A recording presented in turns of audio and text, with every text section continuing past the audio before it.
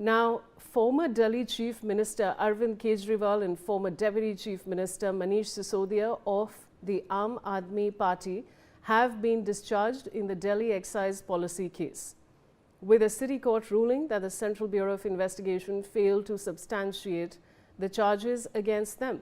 While discharging Kejriwal, the court flagged a lack of material evidence to support the serious allegations levelled by the prosecution.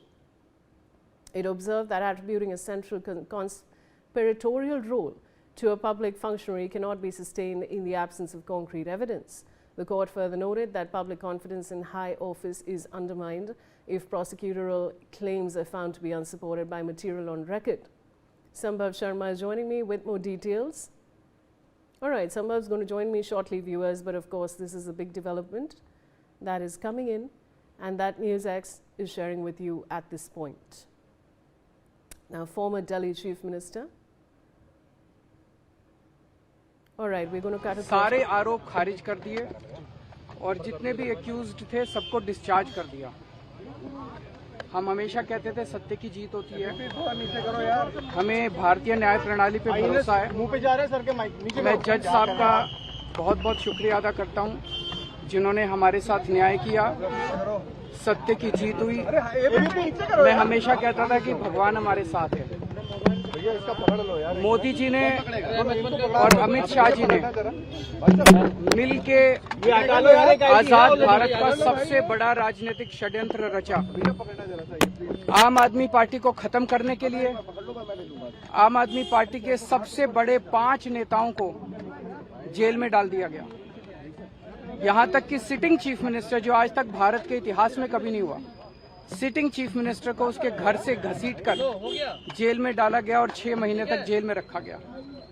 हमारे उप मुख्यमंत्री मनीष सिसोदिया जी, उनको लगभग 2 साल तक जेल में रखा गया। पूरा का पूरा फर्जी केस था। हमारे ऊपर कीचड़ फेंका गया। 24 घंटे टीवी चैनलों के ऊपर डिबेट चलते थे, खबरें दिखाई जाती थी केजरीवाल भ्रष्ट है, केजरीवाल भ्रष्ट है।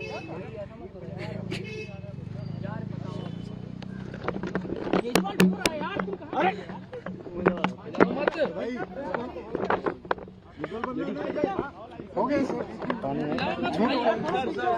संभालिए सर, अपने आप संभालिए, हिम्मत सर, हिलाओ मत भाई। केजरीवाल भ्रष्ट नहीं है। मैंने केवल अपनी जिंदगी में ईमानदारी कमाई है। इन्होंने झूठा केस लगाया और आज ये साबित हो गया। कोर्ट ने कहा है कि केजरीवाल कट्टर ईमानदार है, मनीष सिसोदिया कट्टर ईमानदार है, आम आदमी पार्टी कट्टर ईमानदार है। मैं प्रधानमंत्री जी से कहना चाहता हूं, सत्ता के लिए इस तरह से खिलवाड़ मत कीजिए। देश के साथ इस तरह से संविधान के साथ खिलवाड़ मत कीजिए। आपको सत्ता चाहिए, अच्छे काम कीजिए।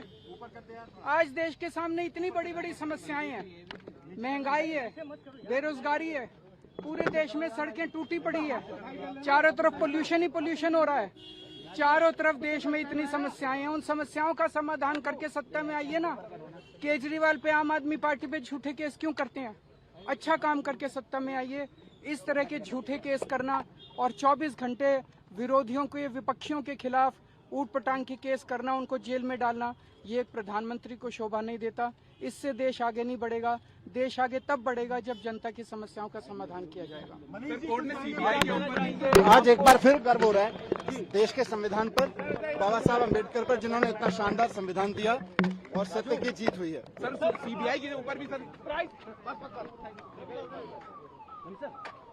Manish sir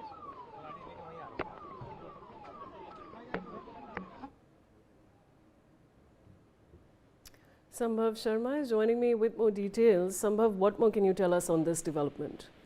Well, it's a big development in excise policy case where the Delhi's Rouse Avenue Court has finally discharged Arvind Kejriwal and Manish Sisodia in the CBI's liquor policy case, and the order is passed by Special Judge Jitendra Singh of the Rouse Avenue Court.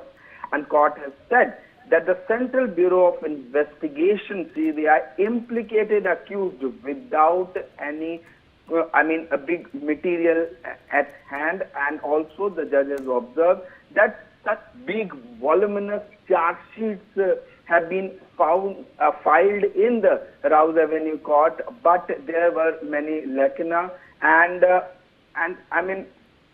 in a way not supported by witnesses and statements. This is what the Delhi's Rouse Avenue Court has observed while discharging Arvind Kejriwal and Manish Sisodia in CBI and Delhi Excise Policy case, where many charge sheet detailed voluminous charge sheets were filed by the Central Bureau of Investigation in the Rouse Avenue Court. Questioning not just Arvind Kejriwal's role, but Manish Sisodia's role and many other accused role in the alleged excise policy, case.